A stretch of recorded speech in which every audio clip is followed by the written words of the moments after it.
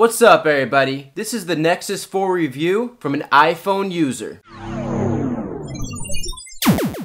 First off, I've been an iPhone user since the first iPhone. iOS was getting really boring for me. The only time I was even partially happy was when it was jailbroken. And that just gave you basic functionality that Androids come standard with. Now don't get me wrong, they have made some pretty cool updates to the iPhone, but it's still a small screen and the rows and rows of apps just not doing it for me anymore. So the second the Nexus 4 was available on the Play Store, I bought one. The first thing I noticed was how light this device was. It's not crazy light, but it was definitely a lot lighter than I expected. One thing I really liked about the iPhones was that there's no branding on the front of them. And that's something the Nexus line also does. When the screen is off and it's just laying on my desk, it just looks like a black slab of awesomeness. All the buttons are in the right spot for one-handed use.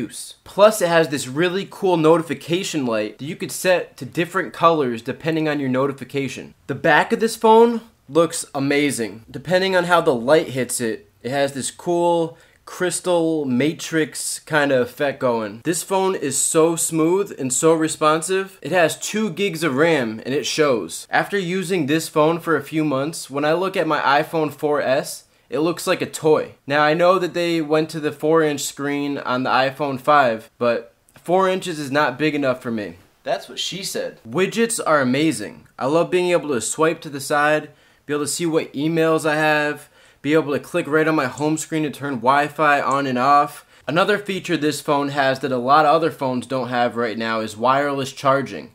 You can literally just drop your phone right onto a power mat or dock and you're good to go. One of the coolest features on this phone is not even something that's just for this phone. It's for any phone that's running Jelly Bean. Google Now is amazing. It could pretty much do anything Siri can do and more. It actually learns from the things you search and the places you go the most, that it can tell you the fastest route or how much traffic. It also tells you when your package is shipped, the weather, your boarding passes, and there's much more to come. In my opinion, Google Now itself is enough of a reason to switch from Apple to Android. Now, as you can see, I haven't completely left Apple. I still love their computers. I've just come to realize that I don't have to have an iPhone just because I have other Apple products. One cool thing Google did with Google Music is they allow you to sync it with iTunes. So any song that you have in your iTunes automatically goes into Google Music and they keep that on the cloud,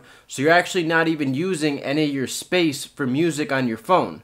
Now there's 2 things they missed with this phone: LTE and expandable storage. Now LTE is not really important to me because I'm almost always near Wi-Fi. And expandable storage, maybe I'll complain about it more when mine fills up. Since this phone is LG, if you download the Box app, it actually gives you 50 gigs of free storage space. Now with that being said, I love this phone.